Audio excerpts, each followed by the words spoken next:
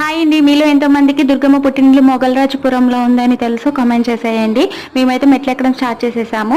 9 మూలమలుపులు తిరిగితే అమ్మవారి టెంపుల్ అయితే వస్తుంది.